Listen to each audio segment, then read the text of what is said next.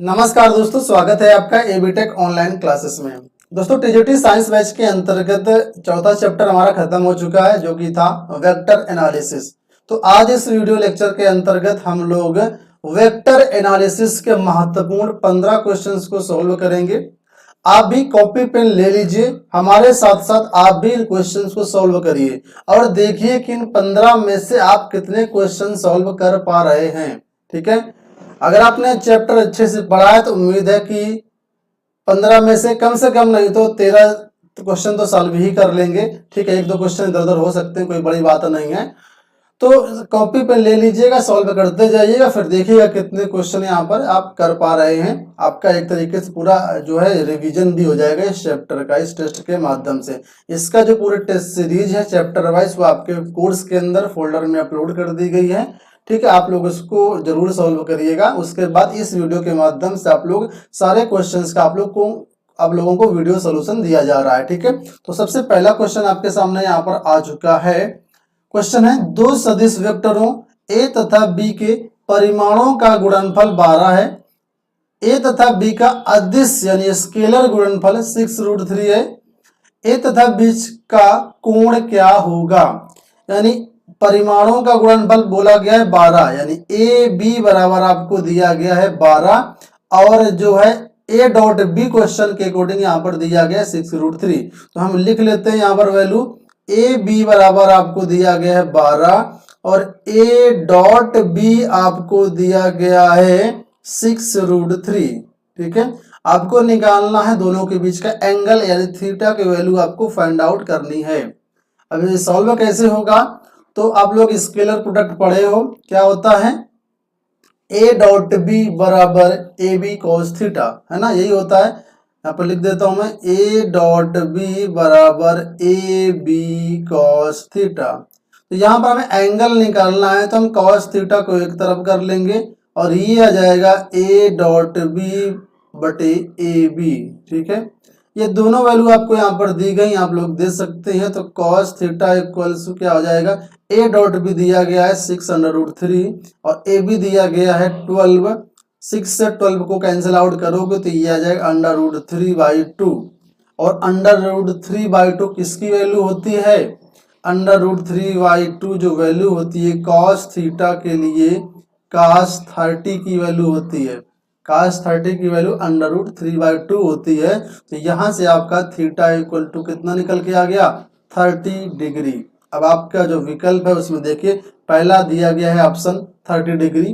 तो ये क्वेश्चन आपका हो गया कंप्लीट। ठीक है, आई होप आप चीजें समझ गए होंगे कैसे आपको क्वेश्चंस करना है। वैसे चैप्टर्स के अंदर भी हमने सारा कुछ आपको एक्सप्लेन किया हुआ है विद न्यूमेरिकल विद एग्जाम्पल। ठीक है, चलिए बढ़ते हैं दूसरे क्वेश्चन की तरफ। दूसरा क्वेश्चन आपके सामने ये है, दिया गया mod of A cross B बराबर mod of A dot B, तब ए व बी के बीच कोण कितना होगा?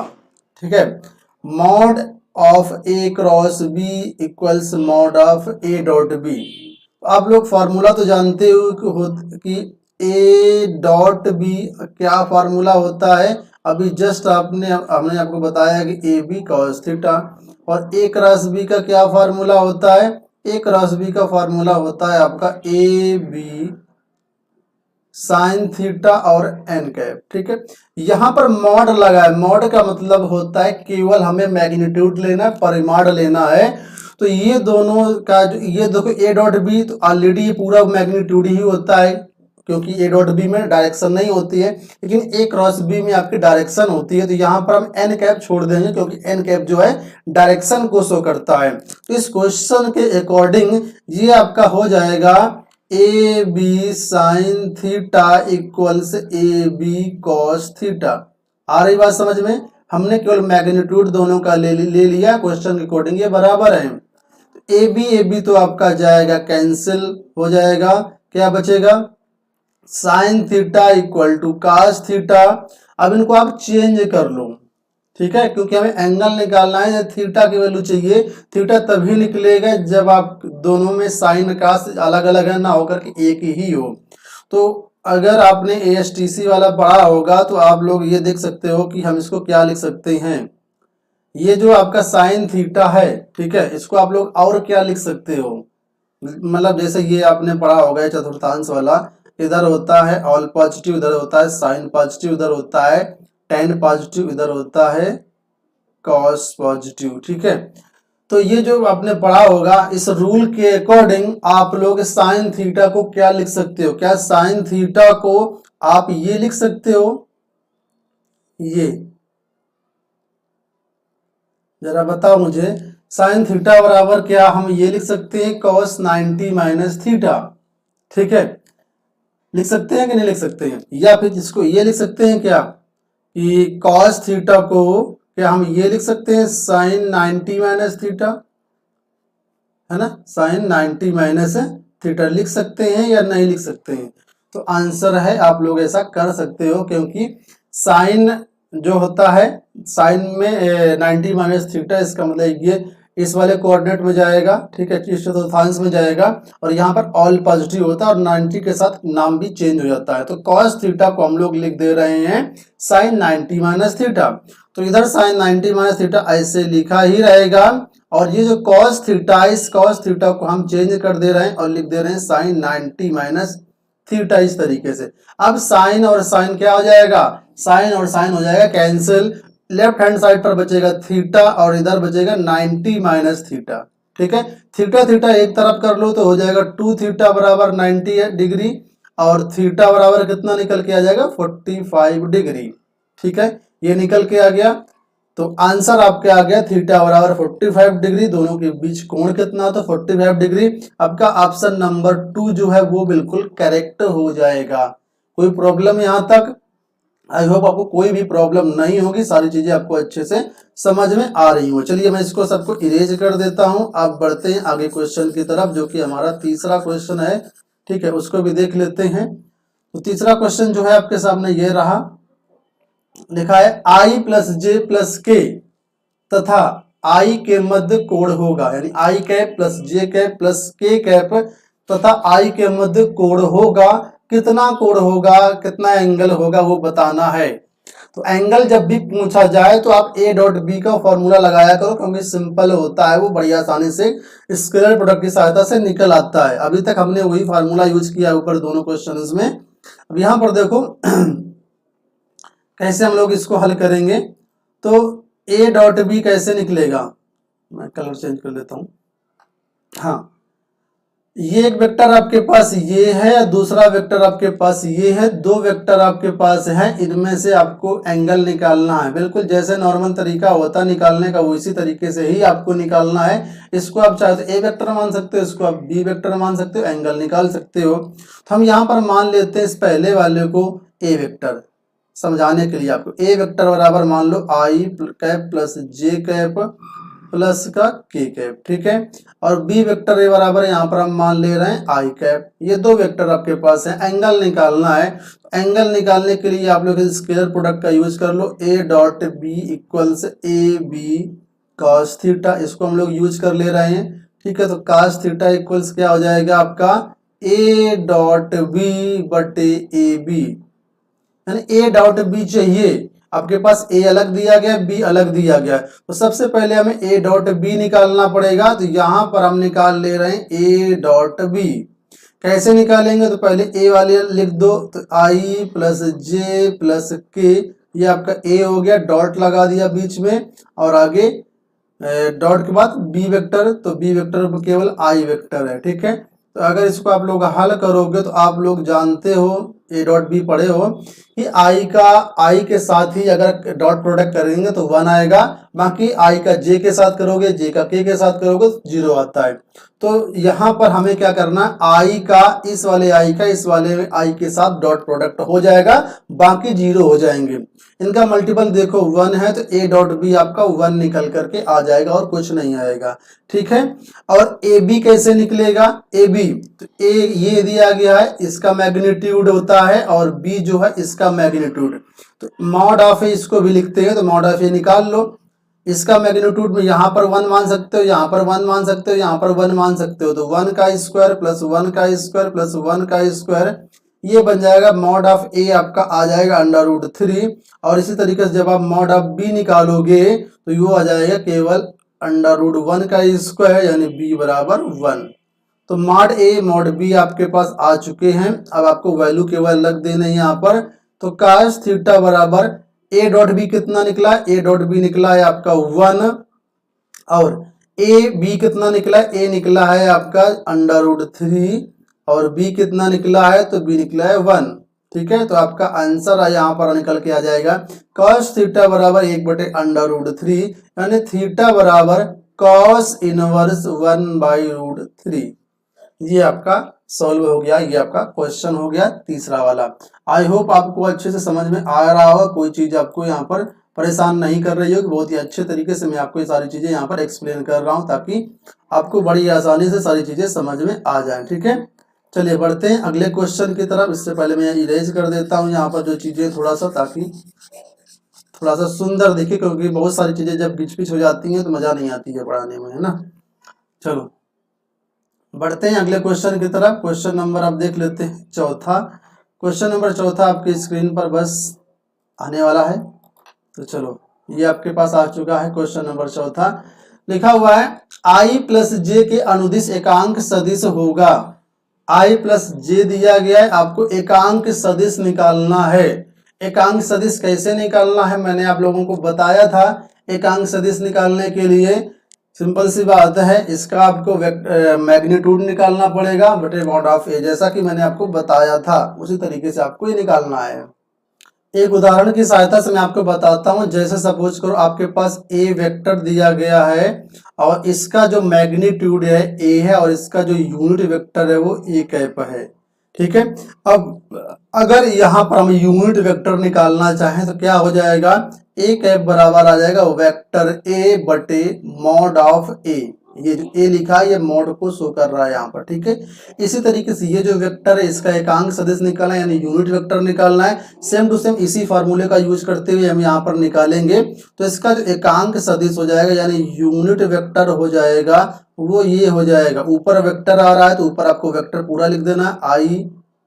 ठीक है, आई कैप प्लस जे कैप जो वेक्टर आपके पास दिया गया है बटे मॉड ऑफ, यानी ये जो वेक्टर दिया गया आई प्लस जे इसका मॉड। तो मॉड कैसे निकलता है, अंडर रूट के अंदर ए स्क्वायर प्लस बी स्क्वायर, दोनों के यहाँ पर कंपोनेंट जो मल्टीपल्स हैं वो 1 1 है, इसलिए A square plus 1 square plus 1 square. तो ये निकल के आ जाएगा आपका I cap plus J cap बटे √2।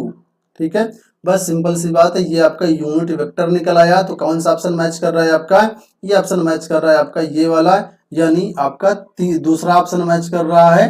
तो ये आपका यहाँ पर आंसर हो गया करेक्ट। ठीक है, आई कैप प्लस जे कैप बटे √2, ये आपका सही आंसर हो गया। चलिए बढ़ते हैं पांचवें क्वेश्चन की तरफ। पांचवा क्वेश्चन देखिए, एक एकांक वेक्टर दिया गया है 0.4i plus 0.8j plus B के। इसमें बोला गया है कि b का मान क्या होगा। ये एकांक वेक्टर, एकांक वेक्टर का मतलब इसका मैग्नीट्यूड कितना होगा, तो मैग्नीट्यूड इसका 1 होगा। तो ये जो पूरा वेक्टर है इसका आपको मैग्नीट्यूड निकाल लेना है और 1 के बराबर कर देना है, बस इतना सा क्वेश्चन है। तो मैग्नीट्यूड कैसे निकाला जाता है, मैग्नीट्यूड निकालने के लिए मैंने आप लोगों को फार्मूला बताया था कि मान लो कोई अगर ए वेक्टर इसका मैग्नीट्यूड पूछा जाए आपसे, तो ये होता है आपका ax square plus ay square plus az square.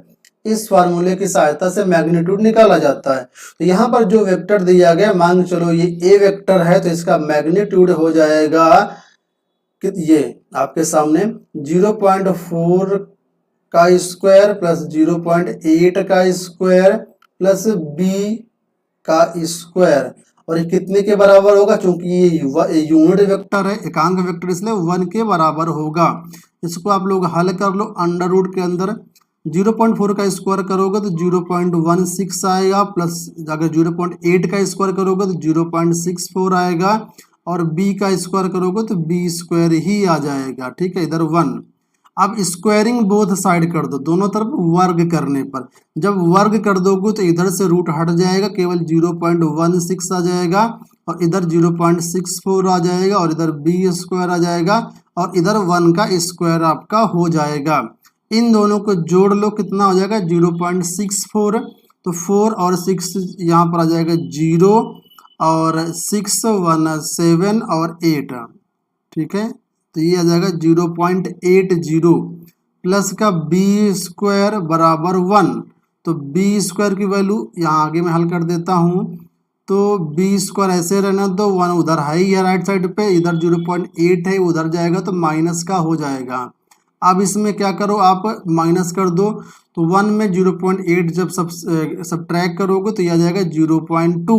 आपको निकालने थे b की वैल्यू, इसलिए b बराबर कितना आ जाएगा अंडर रूट के अंदर 0.2। कौन सा ऑप्शन करेक्ट है? तो देखो आपका डी ऑप्शन मैच कर रहा है, इस वजह से करेक्ट आंसर हो जाएगा ऑप्शन डी। ठीक है, आगे बात समझ में।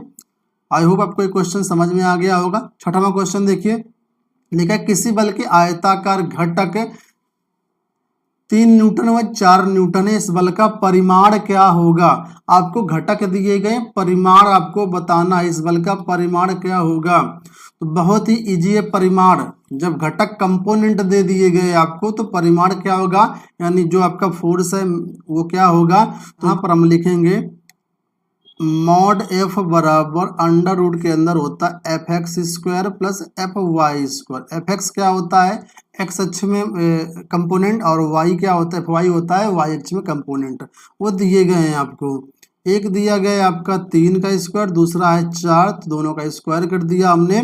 इनको जब हल करेंगे तो ये आ जाएगा 9, ये आ जाएगा 16, अंडर रूट के अंदर 25 आ जाएगा, नहीं एफ मॉड एफ बराबर आ जाएगा आपका 5 और बल का मात्रक न्यूटन। तो आपका पहला आंसर करेक्ट हो जाएगा, एफ बराबर 5 न्यूटन। ठीक है, आई होप आपको समझ में आ गया होगा। बढ़ते हैं आगे। यहाँ पर क्वेश्चन दिया गया कि घूर्णन करते हुए किसी पिंड का रेखीय वेग जो है वो v बराबर ओमेगा क्रॉस r के द्वारा प्राप्त होता है, जहां ओमेगा कोणीय वेग है, r त्रिज्या वेक्टर है। एक पिंड के लिए ओमेगा ये दिया गया है, r वेक्टर ये दिया गया, तो v का मान क्या होगा, v का मान बताना है। और v निकालने के लिए आपके पास ये फार्मूला भी दे दिया गया है। अगर फार्मूला नहीं भी दिया जाता तब भी आप जानते हो कि जो रिलेशन होता है वो यही होता है। तो यहाँ पर देखो कि ध्यान से क्रॉस प्रोडक्ट लगा हुआ है, यानी क्रॉस प्रोडक्ट के जरिए हम यहाँ पर v का मान निकाल पाएंगे। ठीक है, तो यहाँ पर v निकालने के लिए हमें क्या करना पड़ेगा, omega vector cross r vector करना पड़ेगा। अब आप लोग निकाल चुके हो, क्रॉस प्रोडक्ट भी मैंने आप लोगों को सिखा दिया हुआ है, तो आप निकाल लोगे। कैसे निकालना है, इसको ऐसे लिखा रहना, तो यहाँ पर डिटर्मिनेंट मेथड से हम लोग निकालेंगे। सबसे ऊपर आई लिखना है, फिर जे लिखना है, फिर के लिखना है। ठीक है, इसके बाद ओमेगा के जो वैल्यूज है वो लिखना है, तो ओमेगा की वैल्यू सबसे पहले दी गई है, यानी कंपोनेंट आई का मल्टीपल, जे का मल्टीपल और के का मल्टीपल। आई का मल्टीपल 1 है, जे का मल्टीपल -2 है और के का मल्टीपल 2 है। इसी तरीके से अब आर के कंपोनेंट लिखने हैं, मल्टीपल से लिखते हैं। आई वाला देखो यहाँ पर है नहीं, तो आई की जगह आप लिखोगे 0, जे की जगह जे का मल्टीपल जो है वो 4 है तो 4 लिख दोगे, और के का मल्टीपल है -3। ठीक है, तो इस तरीके से आपको ये हल करना पड़ेगा। हल कर लो। सबसे पहले यहाँ पर हम आई कैप लिखते हैं। जब आई कैप लिखेंगे तो आई वाला कॉलम और आई वाली रो छुपा लेना है, 2 का मल्टीप्लाई 3 में कर देना है। ठीक है, तो ये -2 -3 ये बन जाएगा 6, और यहाँ पर माइनस लगाएंगे, 4 दूना 8। ठीक है, ये आ जाएगा इस तरीके से। अब माइनस जे लिखेंगे। अब क्या करना है, जे वाली रो और जे वाला कॉलम छुपा लेना है, तो 1 का मल्टीप्लाई 3 से करना है, तो माइनस का 3 आ जाएगा क्योंकि माइनस लगा है, और इधर का जब मल्टीप्लाई इधर करेंगे तो 0 आ जाएगा क्योंकि वो 0 से मल्टीप्लाई हो रहा है। प्लस के लिखना है, यहाँ पर के वाले के लिए के की रो के की कॉलम छुपा लेना है, तो 4 1 के 4, 4 - 0 आपको आ जाएगा। मल्टीप्लाई कर दो, यहाँ पर माइनस कर दो, तो 8 में 6 घटाओगे तो 2 आएगा, लेकिन माइनस का आएगा तो 2i आ जाएगा आपका। ठीक है, और यहाँ से ये माइनस बन जाएगा, तो हो जाएगा +3j, और यहाँ पर प्लस का 4k। ठीक है, तो ये तो मान आ गया आपका v वेक्टर की वैल्यू आ गई। किसकी वैल्यू आ गई, ये v वेक्टर आपका निकला है। मतलब वेक्टर एक वेलोसिटी जो होता है, वेग होता है, ये एक सदिश राशि होती है। आपको इसमें केवल मैग्नीट्यूड निकालना है, लेकिन ये जो नीचे निकला है ये आपका इसमें डायरेक्शन भी है। तो अब मैग्नीट्यूड कैसे निकालेंगे, नॉर्मल वही फार्मूला जो अभी तक आप लोग लगाते रहे हो। ठीक है, इन सब का कंपोनेंट जो है मल्टीपल्स होते हैं, इनका हम लोग स्क्वायर करके अंडर रूट के अंदर ऐड कर देते हैं। तो अगर आपको मॉड ऑफ v निकालना है, यानी केवल v निकालना है, तो आपको अंडर रूट के अंदर करना पड़ेगा -2 का स्क्वायर प्लस 3 का स्क्वायर प्लस का 4 का स्क्वायर, यानी जो i j के मल्टीपल्स है इनको हमने स्क्वायर करके ऐड कर दिया। करो, 2 का स्क्वायर करोगे 4 आ जाएगा, 3 का स्क्वायर करोगे 9 आ जाएगा, 4 का स्क्वायर करोगे 16 आ जाएगा। ये सब क्या हो जाएगा, ऐड हो जाएगा। तो 16 और 4 20 और अंडर रूट के अंदर 29, तो आपको मॉड ऑफ v आ गया जो अंडर रूट 29 आ गया। तो यहाँ पर देखो कोई ऑप्शन मिल रहा है, पहला ही ऑप्शन मिल रहा है अंडर रूट 29 मात्रक, तो ये आपका पहला विकल्प सही हो जाएगा। चलिए बढ़ते हैं आगे। ठीक है, कोणीय संवेग है। अब 4 आपके पास ऑप्शंस हैं, पहला अदिश राशि, दूसरा अक्षीय वेक्टर, तीसरा ध्रुवित वेक्टर, चौथा इनमें से कोई नहीं। तो दोस्तों अगर अदिश सदिश के बारे में हिसाब से चलोगे तो कोणीय संवेग जो होता है ये सदिश राशि होती है। ठीक है, सदिश का यहाँ पर ऑप्शन नहीं है। कोणीय संवेग के लिए जो फार्मूला होता है वो ये होता है एल वेक्टर बराबर R cross P vector. L होता है एंगुलर मोमेंटम यानी आपका कोणीय संवेग। तो कोणीय संवेग सदिश राशि होती है, सदिश राशि का यहाँ पर ऑप्शन नहीं है। लेकिन उससे पहले आप और कुछ देख लो, क्या और तो चीजें मैच नहीं कर रही हैं। तो दोस्तों यहाँ पर अक्षीय वेक्टर आ रहा है ना, तो ये जो कोणीय संवेग होता है सदिश राशि के साथ साथ अक्षीय वेक्टर भी होता है, एक्सियल वेक्टर भी होता है। इस वजह से सीधा सीधा आपको इस पर टिक कर देना है, इनमें से कोई नहीं पर टिक नहीं होगा, आपका अक्षीय वेक्टर पर होगा। कोणीय संवेग जो होता है ये एक्सियल वेक्टर भी होता है। ठीक है, इसलिए आपका ये अक्षीय वेक्टर वाला ऑप्शन सही हो जाएगा। नवा क्वेश्चन देखिए, लिखा है निम्न में से कौन सी जो राशि है सदिश नहीं है।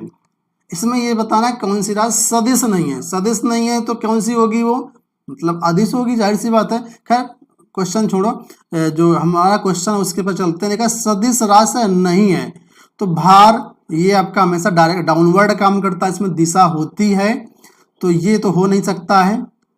आवेग ये भी डायरेक्शन होती है इसमें, तो ये भी आपका नहीं हो सकता है। तुरंत इसमें भी डायरेक्शन होती है, तो ये भी विकल्प नहीं हो सकता।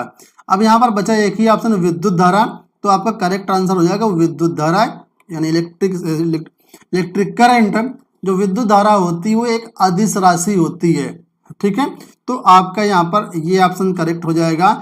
निम्न में से कौन सी राशि सदिश नहीं है, तो विद्युत धारा ये सदिश राशि नहीं होती, एक अदिश राशि होती है यानी स्केलर क्वांटिटी होती है।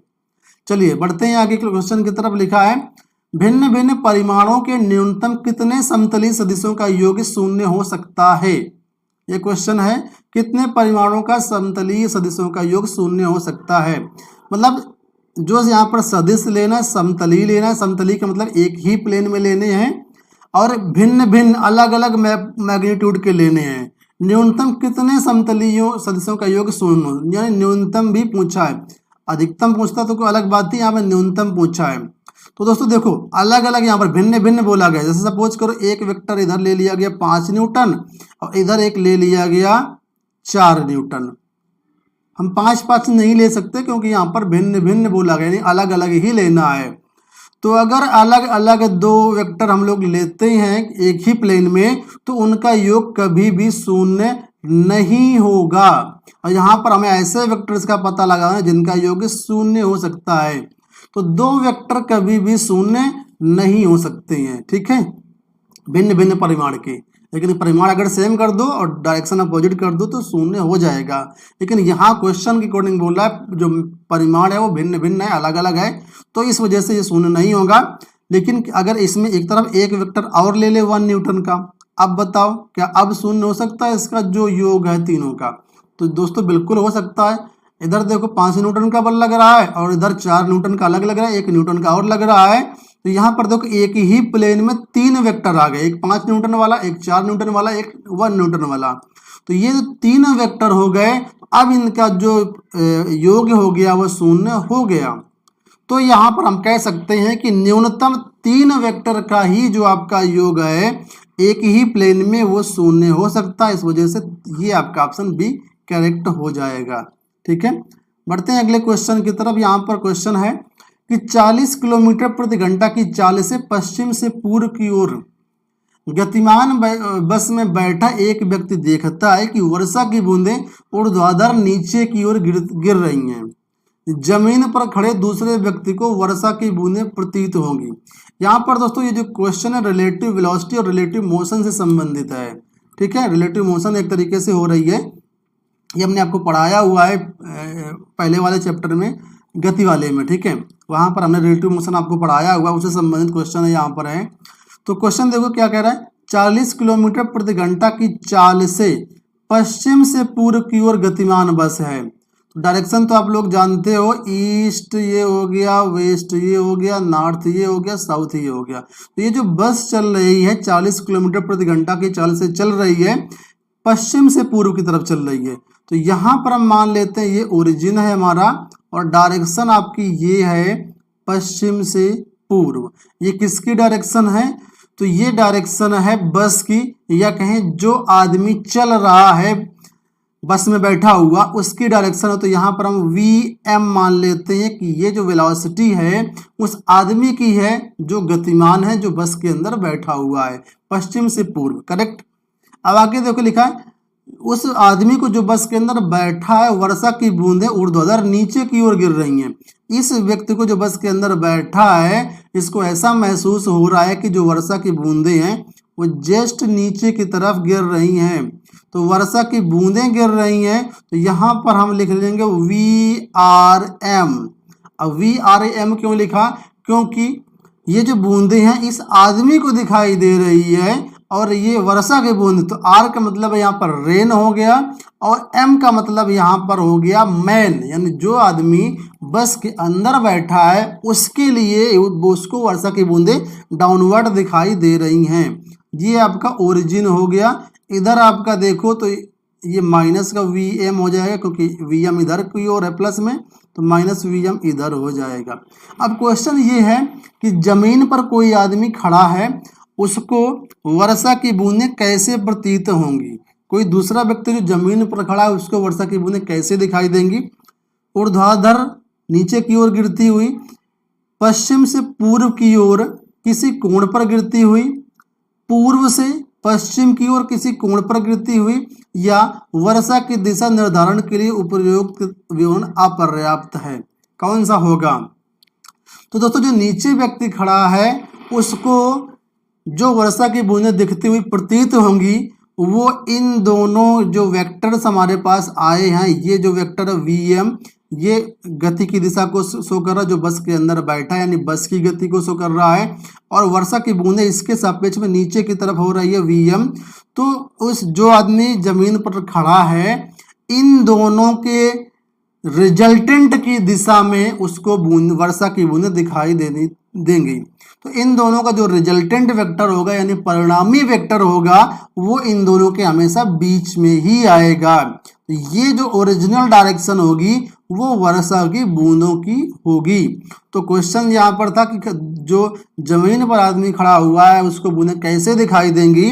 तो आपका ऑप्शन यहाँ पर हो जाएगा ऑप्शन बी, पश्चिम से पूर्व की ओर किसी कोण पर गिरती हुई। यानी पश्चिम ये है, इधर देखो ये माइनस VM पश्चिम है, ये VM वाला पूर्व है, मैं लिख देता हूँ यहाँ पर ईस्ट ये है, वेस्ट ये है, साउथ ये नीचे है। तो पश्चिम से पूर्व की ओर किसी कोण पर गिरती है, तो ये डायरेक्शन हो जाएगी वर्षा की ओरिजिनल बूंदों की जो डायरेक्शन है। ठीक है, तो आई होप आप समझ गए होंगे जो मैंने तरीका समझाया आपको, आपका बी ऑप्शन करेक्ट हो जाएगा। बढ़ते हैं अगला क्वेश्चन की तरफ। क्वेश्चन है, वह निर्देश फ्रेम जिसमें सभी दिशाओं में प्रकाश की चाल c होती है। प्रकाश की यह चाल आप लोग जानते हो c होती है, और c की वैल्यू होती है 3 × 10⁸ मीटर प्रति सेकेंड। अब आपको बताना कि कौन से फ्रेम में प्रकाश की चाल सभी दिशाओं में c होती है। जड़त्वीय निर्देश फ्रेम, अजड़त्वीय फ्रेम, सूर्य, पृथ्वी। तो इसका करेक्ट आंसर आपका पहला है, जड़त्वीय निर्देश फ्रेम में जो सभी दिशाओं में प्रकाश की चाल होती है वो c होती है। ठीक है, चलो बढ़ते हैं 13वें क्वेश्चन की तरफ। 13वां क्वेश्चन लिखा है, वह सदिश जिसे इस सदिश तथा इस सदिश में जोड़ने पर परिणामी जो YH की अनुदिश इकाई सदिश प्राप्त होगा। ध्यान से क्वेश्चन समझना। वह सदिश जिसे इस सदिश, ये वाले सदिश तथा ये वाले सदिश में जोड़ने पर इनका परिणामी जो होगा, इन दोनों का परिणामी जो होगा वो YH की अनुदिश इकाई सदिश प्राप्त होगा। क्वेश्चन थोड़ा सा घुमाऊ है, समझने की बहुत जरूरत है। जैसे इसी क्वेश्चन को मैं आपको अपनी भाषा में बताता हूं। जैसे मैं कहूं वह कौन सी संख्या है जिसे 7 तथा 5 में जोड़ने पर जो रिजल्टेंट है, जो परिणामी है, वो 12 मिल जाए। इस तरीके से समझ लो। फिर से क्वेश्चन समझो जो मैं बता रहा हूं। वह कौन सा ऐसा या वह कौन सी ऐसी संख्या है जिसे 7 5 में जोड़ने पर हमें रिजल्टेंट कितना मिल जाए, 12 मिल जाए। तो 12 लिखें या 15 लिख लें, क्योंकि 12 तो ऑलरेडी होता ही होता है ना। तो 15 यहाँ पर लिख लो। यानी वो कौन सी संख्या है जिसमें 7 और 5 में जोड़ने पर जो रिजल्टेंट है वो 15 मिल जाए। तो इस तरह क्वेश्चन कैसे करोगे आप? सिंपल सी बात है, जो 15 हमें चाहिए वो पहले लिखेंगे, माइनस जिसको जिसको क्वेश्चन में जोड़ने के लिए बोल रहा है उसको उसको जोड़ देंगे। तो कितना निकल के आ जाएगा? 15 माइनस 12 यानी 3। तीनों तो चाहिए। अगर इसमें हम ये जो संख्या दी गई हमें इसमें 3 जोड़ दें तो परिणामी 15 आ जाएगा कि नहीं आ जाएगा? आ जाएगा ना। इसी तरीके से क्वेश्चन जो नीचे दिएगा इसमें आपको करना है। कैसे हल होगा? यहाँ पर चाहिए क्या हमें? बोल रहा है कि वाई अक्ष के अनुदिश इकाई सदिश प्राप्त होगा। तो वाई अक्ष के अनुदिश इकाई सदिश क्या होता है? जे वेक्टर होता है। वाई अक्ष के अनुदिश इकाई सदिश क्या होता है? जे वेक्टर होता है। तो ये चाहिए। इस क्वेश्चन की बात देखो तो माइनस करना पड़ेगा आपको, और जो जोड़ना उसको यहाँ पर अब हम लिखेंगे प्लस के अंदर। तो पहला वेक्टर है आई, है ना, -3j + 2k, ये पहला वेक्टर हो गया आपका। और इन दोनों को तो जोड़ना है, जोड़ने पर चाहिए ना, तो ये दूसरा भी लिख देते हैं 3i cap + 6j cap -7k cap. ठीक है, इनको जोड़ना है और यहाँ पर बड़ा कोष्ठक लगा देते हैं इस तरीके से। ठीक है, अब इसको हल कर लो। तो जे कैप ऐसे ही लिखा रहेगा, माइनस ये माइनस पूरा यहाँ तक अंदर मल्टीप्लाई होगा जा करके। तो ये पहले माइनस का मल्टीप्लाई कर लो, तो -i कैप आ जाएगा +3j कैप आ जाएगा और प्लस माइनस यहाँ पर आ जाएगा कितना, 2k कैप। हम क्या कर रहे हैं समझ में आ रहा होगा, ये माइनस का हम अंदर गुणा कर रहे हैं केवल। ठीक है, अब यहाँ माइनस है, ये प्लस है, तो ये वाला भी माइनस का आपका निकल के आएगा, -3i कैप। और यहाँ पर प्लस है तो माइनस हो जाएगा -6j कैप। और यहाँ पर माइनस ऑलरेडी लगा था क्वेश्चन में, तो ये बन जाएगा +7k कैप। ठीक है, हमने मल्टीप्लाई कर दिया। अब आई जोड़ लो, जे जोड़ लो, के जोड़ लो, यानी हल कर लो इसको। तो देखो आई ये है, माइनस का आई ये है और माइनस का 3 ये आई ये है, तो कहीं और कहीं आई है नहीं, तो ये आ जाएगा आपका -4i कैप। ठीक है, जे शुरुआत में भी है और जे यहाँ पर -6j है और यहाँ पर ये 3j है, तो 3j ये प्लस का, एक ये जे शुरुआत में है तो 4j हो गए, 4 में ये -6j है तो माइनस का आपका 2j आएगा। ठीक है, और के वाला तो ये देखो तो 7 के ये लास्ट में है और यहाँ पर बीच में -2k है, और ये वाला देखो 7 के प्लस में है, तो ये आपका आ जाएगा 5k। आंसर देखो ध्यान से, यही आपका आंसर है जो आपने निकाला। तो आप देखो तो बी ऑप्शन आपका मैच कर रहा है, -4i -2j + 5k। तो ये आपका करेक्ट आंसर हो जाएगा। इस तरीके से मैंने बताया है, इस तरीकों का आप फॉलो करिएगा, क्वेश्चन कभी आपका गलत नहीं होगा। बढ़ते हैं 14वें क्वेश्चन की तरफ। देखिए, चंद्रमा पर कोई वायुमंडल नहीं है क्योंकि यह पृथ्वी के निकट है, यह पृथ्वी की परिधि का परिक्रमण करता है, यह सूर्य से प्रकाश प्राप्त करता है, या इनमें से कोई नहीं। आपको बताना है चंद्रमा पर कोई वायुमंडल नहीं है क्यों। तो दोस्तों देखा जाए तो इनमें से कोई भी ऑप्शन सही नहीं है, ना पहला सही है, ना दूसरा सही, ना तीसरा सही है। तो सही ऑप्शन कौन सा हुआ? इनमें से कोई नहीं। सही ऑप्शन हुआ आपका चौथा, इनमें से कोई नहीं। चंद्रमा पर जो वायुमंडल नहीं है उसका कारण ये है कि वहां पर जो वायु है, वो जो वायु के कण है, उन कणों का जो पलायन वेग है बहुत कम है। तो वो जो वायु के कण होते हैं चंद्रमा के वायुमंडल को छोड़ करके भाग जाते हैं, इसलिए यहाँ पर कोई भी वायु के कण जो हैं, वायु के मॉलिक्यूल्स हैं, वो वहाँ पर स्टे नहीं कर पाते, रुक नहीं पाते, इस वजह से वहाँ पर वायुमंडल नहीं है। तो यहाँ पर जो है आपका ऑप्शन डी करेक्ट हो जाएगा। लास्ट क्वेश्चन है, दो वेक्टर हैं P तथा Q जिनके परिमाण दिए गए हैं क्रमशः 5√3 व 10, 30 अंश पर झुके हुए हैं। दोनों वेक्टर का इन दोनों के वेक्टर गुणनफल का परिमाण क्या होगा? वेक्टर गुणनफल का परिमाण पूछा, यानी पहले वेक्टर गुणनफल आपको निकालना पड़ेगा। फिर आपको परिमाण पूछना पड़ेगा, निकालना पड़ेगा। लेकिन यहाँ पर ध्यान से देखो तो एंगल दिया गया है, इस वजह से डिटर्मिनेंट का हमें कोई काम ही नहीं है।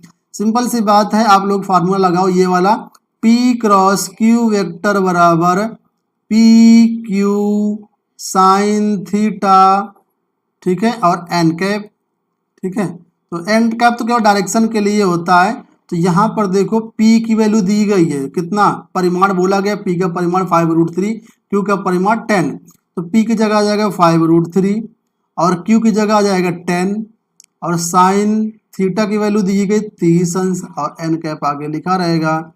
तो 10 का गुणा 5 में करो, कितना हो जाएगा 50√3 और साइन 30 की वैल्यू कितनी होती है, तो 1/2 होती है। इस 2 से 50 को काट दो, कितना आ गया आपका P क्रॉस Q जो आया वो आया आपका 25√3, ठीक है, और आगे n कैप, ठीक है, ये आपका आ गया इस तरीके से, ठीक है।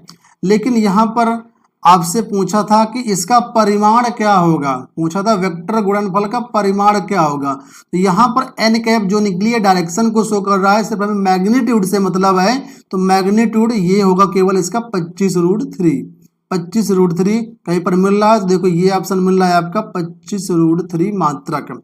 तो करेक्ट आंसर हो जाएगा 25√3 मात्रक। तो दोस्तों तो टॉप 15 क्वेश्चंस थे आपके वेक्टर एनालिसिस चैप्टर के, यहाँ पर हमने डिस्कस कर लिए। आई होप आपको सारी चीज़ें अच्छे से समझ में आई होंगी। कोई फिर भी डाउट है तो आप लोग कमेंट बॉक्स में या चैट बॉक्स के माध्यम से आप लोग पूछ सकते हैं। इस वीडियो में इतना ही, धन्यवाद।